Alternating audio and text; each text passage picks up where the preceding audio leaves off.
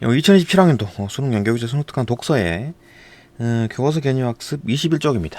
봅시다. 경제지문인데 봅시다. 1문단 소비란 가게가 재화와 서비스를 구입해 사용하는 행위다. 소비란 이제 이런 거다. 그죠? 가게가 재화나 서비스를 구입해서 사용하는 행위다.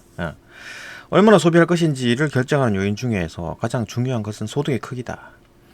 그러니까 얼마나 내가 소비할까? 그걸 따질 때, 결정할 때 소득이 문제죠. 그죠? 내가 얼마나 버느냐에 따라서 소비를 할 거다. 뭐 당연한 얘기지. 특히 개인이 마음대로 쓸 수 있는 가처분 소득의 크기. 그러니까 뭐 카드값도 써야 되고, 뭐도 내야 되고, 저것도 내야 되고, 세금도 내야 되고 하는데 다 빼고 나면 내가 쓸 수 있는 돈은 그죠? 월급에서 얼마 안 된다. 그죠? 그게 이제 가처분 소득이다. 다시. 특히 개인이 마음대로 쓸 수 있는 가처분 소득의 크기와 밀접한 관계를 맺고 있다. 가처분 소득의 크기. 그러니까 소득뿐만 아니라 거기에 이제 내가 마음대로 쓸 수 있는 가처분 소득이 더 큰 영향을 미친다. 그게 직접적인 영향이죠. 소비와 가처분 소득 간에는 이제 양의 상관관계가 있어. 가처분 소득이 증가하면 소비도 증가한다. 그렇겠죠? 내가 쓸 수 있는 돈이 뭐 월급이 이제 300만 원이다. 그러면은 가처분 소득 한 100만 원 정도 내가 마음대로 쓸 수 있는 거다. 근데 가처분 소득이 증가하면 소비도 증가하겠지. 그죠?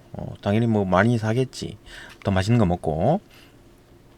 그리고 이제 가처분 소득이 늘어나면서 커지는 소비의 증가분은 가처분 소득의 증가분보다 작다. 이게 뭔 얘기냐면 가처분 소득이 이제 그 300만 원이 월급인데 내가 쓸 수 있는 돈은 100만 원밖에 안 돼. 그죠? 그러면은 그게 늘어나면서 가처분 소득이 한 10만 원이 더 늘어났어. 그러면은 110만 원을 다 쓰느냐? 소비도 10만 원이 늘어나느냐? 그렇지 않다는 얘기죠. 가처분 소득의 증가분보다 작은 거지. 가처분 소득이 10만 원이 늘었다 하더라도 그거 홀랑 다 쓰진 않는다는 얘기죠. 그죠? 다 쓰지 않는다. 소비 증가분은 그 10만 원이 더 들어왔다 하더라도 가처분 소득이 10만 원이 늘어났다 하더라도 10만 원만큼 홀랑 다 쓰지 않는다. 소비 증가분이 10만 원이 되지 않는다. 그죠? 한 8만 원 정도 쓰고 한 2만 원은 뭐 저금을 하겠지. 그죠? 소비자들은 이제 증가된 소득을 전부 소비하는 것이 아니라 그중 일부를 저축하기 때문이다. 그죠? 2분단. 어떤 국민 경제의 가처분 소득 YD 그리고 소비가 C라고 할 때 둘 사이의 관계는 C는 A 플러스 BYD다. 같이 나타날 수 있다. 요게 이제 그 케인즈 소비 함수네요. 소비 함수 봅시다. 이때 A는 생존을 위해서 필요한 최소한의 소비. 이건 뭐 쌀도 사야 되고 뭐 반값도 내야 되고 그러니까 월세도 내야 되고 세금도 내야 되고 그죠? 반드시 써야 되는 돈이고 A는 그 다음에 B는 한계 소비 성향이다. 한계 소비 성향에다가 가처분 소득을 곱해가지고 더해주는 거네요. 그죠? 이 식처럼 소비와 가처분 소득 사이의 관계를 단순한 일차 함수로 표현한 것을 케인스의 소비 함수라고 한다. 이게 소비 함수네요. 일차 함수. 이 함수에 나타난 소비와 가처분 소득 사이의 관계는 평균 소비 성향과 관계에서 평균 소비 성향과 한계 소비 성향이라는 두 개념을 이제 도출해 볼 수 있다. 이 그래프가 먼저고, 그러니까 이 식이 먼저고, 그죠? 이 소비 함수를 바탕으로 평균 소비 성향과 한계 소비 성향을 알아낼 수가 있다. 도출해낼 수가 있다. 평균 소비 성향이 뭐냐? 주어진 가처분 소득에서 소비가 차지하는 비율. 밑에 공식이 있네요, 그죠? YD분의 C. 그러니까 전체 가처분 소득에서 내가 그 소비가 얼마나 차지하는지. 내가 이제 가처분 소득, 그러니까 뭐 300만 원이 월급이면 가처분 소득은 이제 100만 원밖에 안 되죠. 그죠? 내가 100만 원만 쓸 수 있고 200만 원은 뭐 세금도 내고 뭐 이것저것 다 해야 된다. 그러면은 100만 원밖에 안 남아 있는데 여기서 내가 소비를 얼마나 할 수 있는지. 그게 이제 평균 소비 성향이다. 그죠? 그 비율을 나타낸다. 한계 소비 성향은 소비 성향이긴 한데 한계다. 한계는 뭐냐?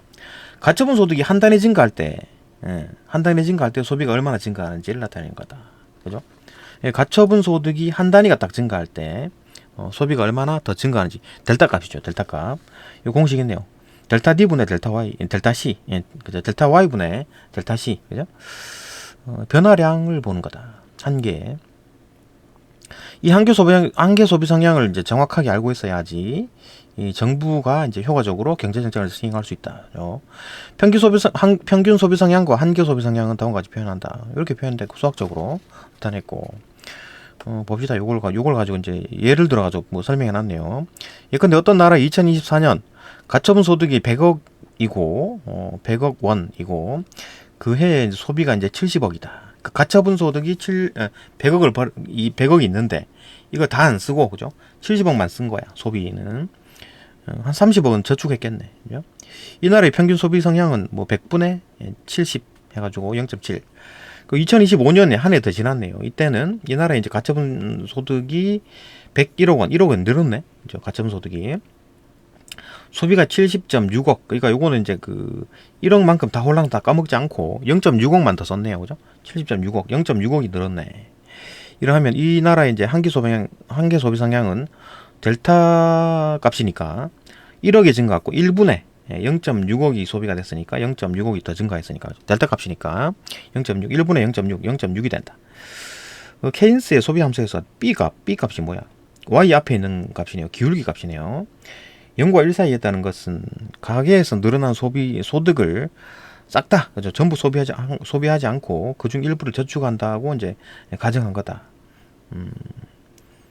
B 값이 이제 기울기 값이니까. 기울기가 가파르면 많이 쓴 거고, 기울기가 기울기가 값 작으면 저축을 많이 한다는 얘기겠네요. 그죠? 저축을 한다고 가정한 것인데, 이 가정은 현실과 부합하는 것으로 밝혀졌다. 이 가정은 현실과 부합하는 것으로. 현실과 부합한다. 현실과 맞는 것 같다. 현실과 맞는 것 같다. 기울기가 B다. 그죠? 이번 문제에 이렇게 기울기가 있네요. 그래프 보면, 이런 식으로 이제 기울기가 있다. 이렇게 기울어지는 거다. 그러니까 가처분 소득이 증가하는 만큼 소비가 늘어나. 그러니까 만약에 기울기가 가파르면은, 소비가, 가처분 소득 증가보다 소비가 더 많이 증가한다는 얘기네. 그죠? 그러니까 기울기가 가파르면 가처분 소비를 많이 한다는 거고, 기울기가 좀 덜 가파르면 소비를 좀 적게 한다는 얘기네. 가처분 소득이 늘어난다 하더라도 소비를 좀 작게 한다. 뭐 그런 개념이겠죠. 그죠? 그런 얘기가 나오고 있고. 계속 봅시다. 케인스의 소비 함수에서 계속 봅시다. 여기쯤이죠. 그죠? 요쯤. 이 문단의 후반부. 케인스의 소비 함수에서 B의 값이 0과 1 사이에 있다는 것은 가계에서 늘어난 소득을 전부 소비하지 않고 그중 일부를 저축한다고 가정한 것인데, 이러한 가정은 현실과 부합되는 것을 밝혀졌다. 오케이. 그러니까 본 거네요. 그죠? 봤고, 3문단. 평균 소비 성향과 한계 소비 성향을 알아봤는데, 그걸 알면은, 평균 저축 성향과 한계 저축 성향을 알 수 있다. 어차피, 평균 소비 성향과 한계 소비 성향은, 그러니까 가처분 소득 분의 이제 소비의 비율을 나타내는 거니까, 어차피 그 남는 돈은 저축에 할 거 아니에요. 그죠? 그러니까 그 가처분 소득, 그 다음에 소비에서, 그러니까 가처분 소득은 소비 플러스 저축이죠. 그죠? 그러니까 지금 가처분 소득과 소비 성향을 얘기했기 때문에 당연히 이제 저축 성향을 알 수 있겠지. 봅시다.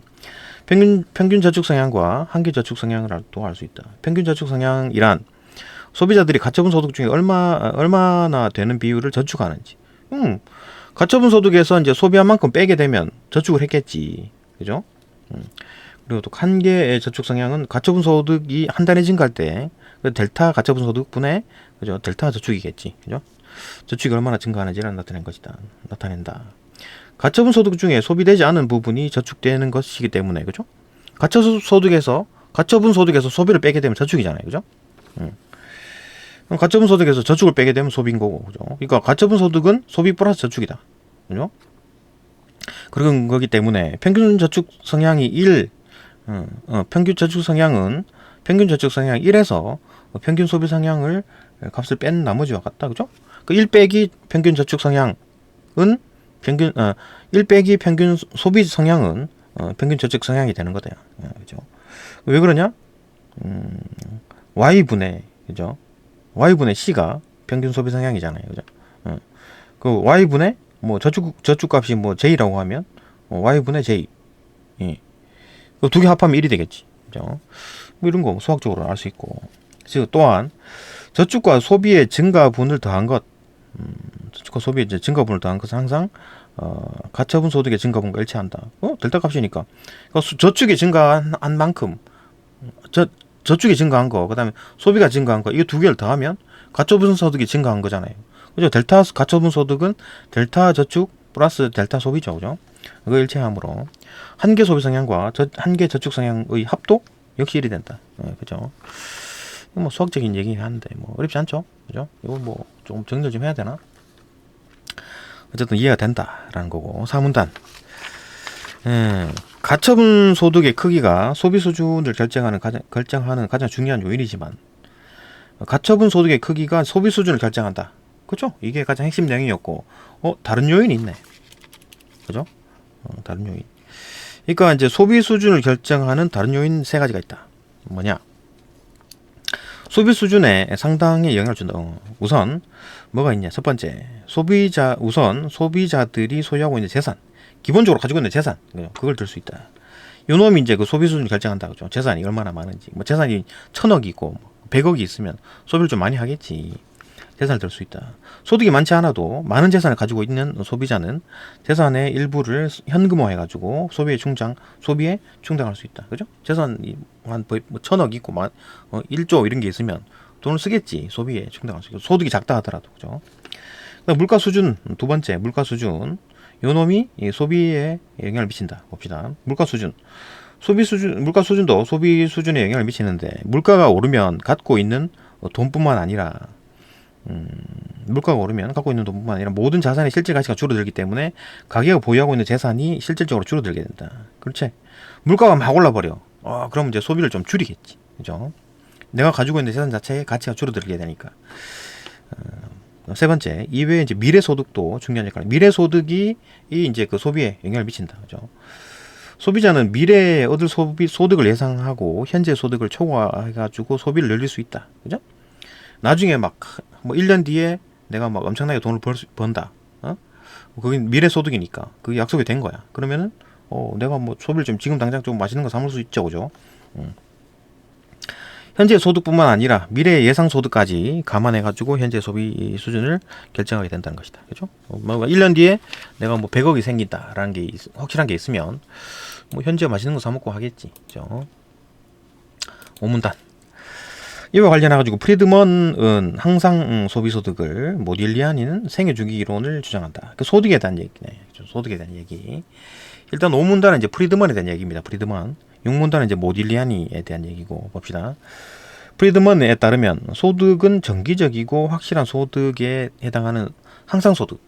그러면 정기적으로 쭉쭉 나오는 월급 같은 거겠지. 그죠? 항상소득. 그 다음에 일시적인 여건의 변화로 인해 생기는 일시소득으로 구분된다. 이거 뭐 지나가다가 뭐 돈을 주운 거야. 그죠? 아니면 갑자기 보너스가 생겼다. 이런 게 일시소득이죠. 일시소득. 일반적으로 경기가 좋아지면 소비자들의 이제 소득은 보통 때보다 더 높아지겠지. 그죠? 경기가 좋아지면 소비자들의 소득이 보통 때보다 높아진다. 경기가 좋아지면 일반적으로 소득이 올라간다고 당연한 얘기지. 보통 때의 소득이 항상소득에 해당한다면 경기가 좋아가지고 추가적으로 생긴 소득은 일시소득이 된다. 그러니까 항상소득은 쭉 일반적으로 기본으로 버는 돈에다가 경기가 갑자기 좋아져가지고 막 장사가 잘 된 거야. 그래가지고 일시소득이 좀 증가할 수가 있다. 그 프리드먼은 소비자들이 소비를 비교적 일정한 수준에서 이제 유지하고 싶어하는 성향을 갖고 있기 때문에 자신의 항상 소비를 고려해가지고 소비 수준을 결정한다고 하였다. 항상 소비를. 그러니까 이제 그 어떤 일시 소득보다는 항상 소득에 맞춰가지고 소비 수준을 결정한다. 그죠?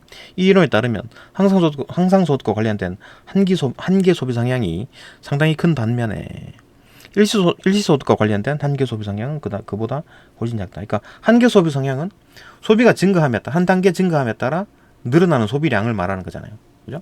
근데 항상소득은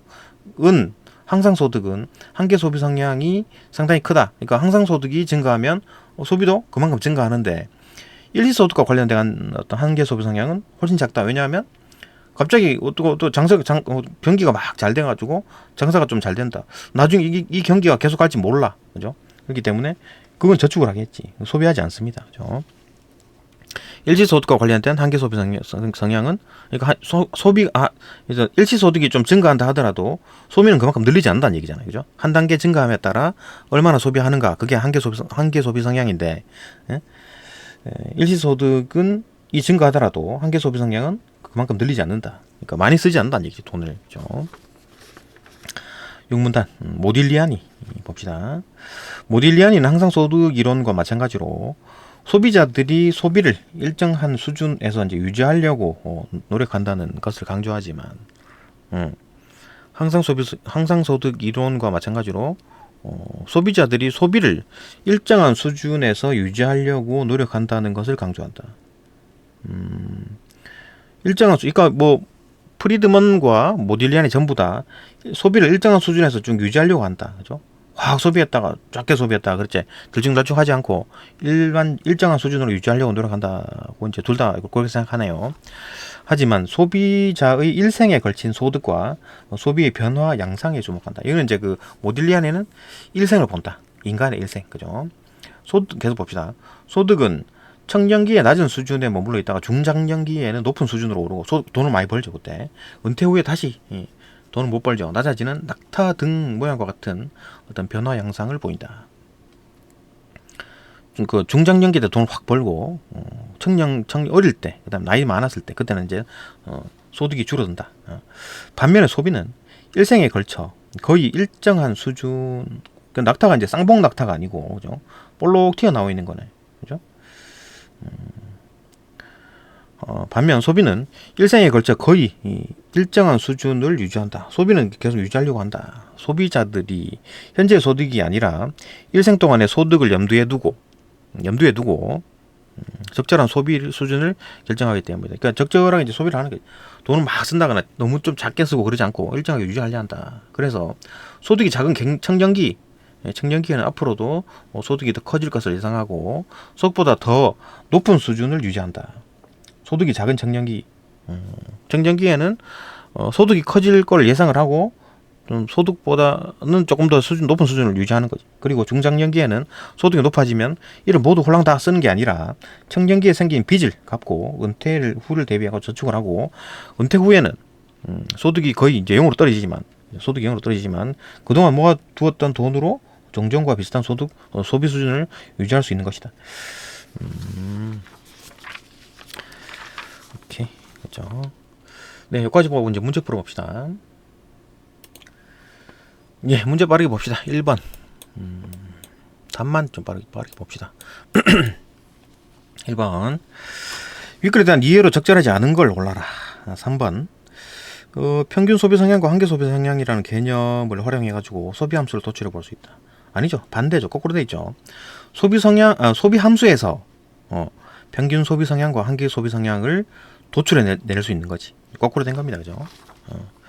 단순 내용 일치였고. 2번. 그래프 나왔네요. 소비곡선 나타났네요. 봅시다. 소비곡선. 보기는 기억을 나타내는 소비곡선이다. 기억이 뭐야? 기억.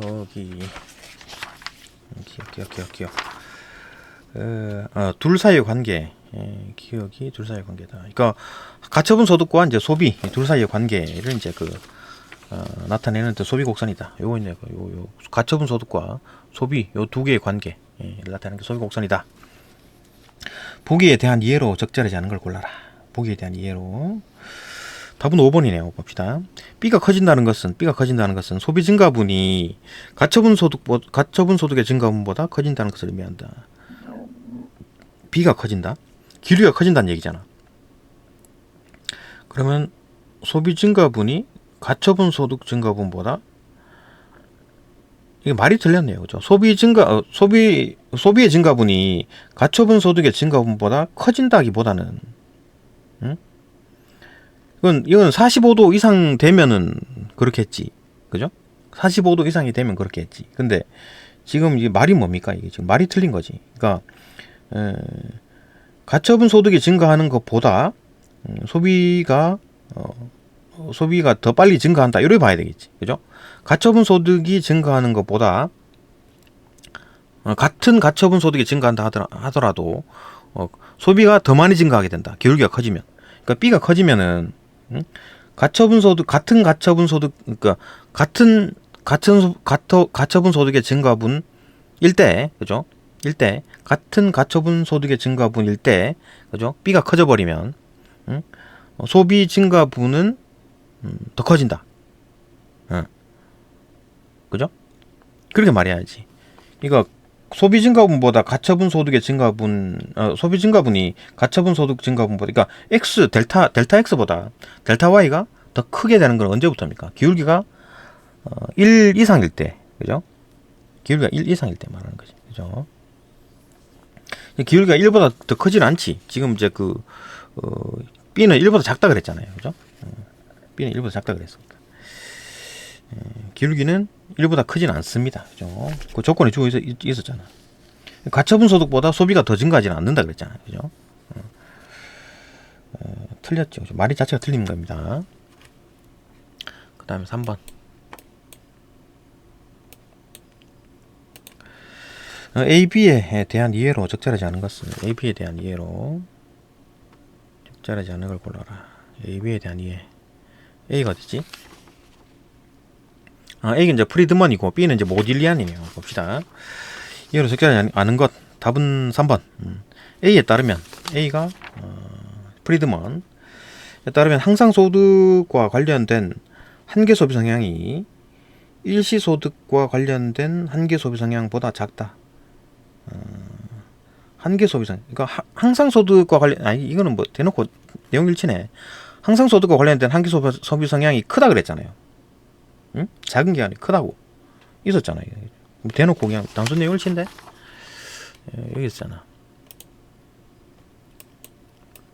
그죠? 항상소득과 관련된 한계소비 성향이 상당히 크고 일시소득과 관련된 한계소비 성향은 그보다 훨씬 작다 그랬잖아. 그죠? 이거 완전히 거꾸로 얘기했네. 그죠? 단순 내용 일치네요.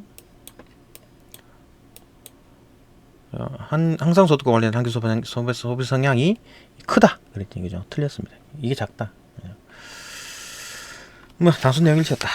네, 여기까지 보고 또 다음 영상으로 또 넘어갑시다. 네, 이거 빠르게 보고 또 이제 계속 이제 영상 업그레이드 합니다. 이건 이제 복습용으로 만든 겁니다. 네, 다음 영상으로 넘어갑니다.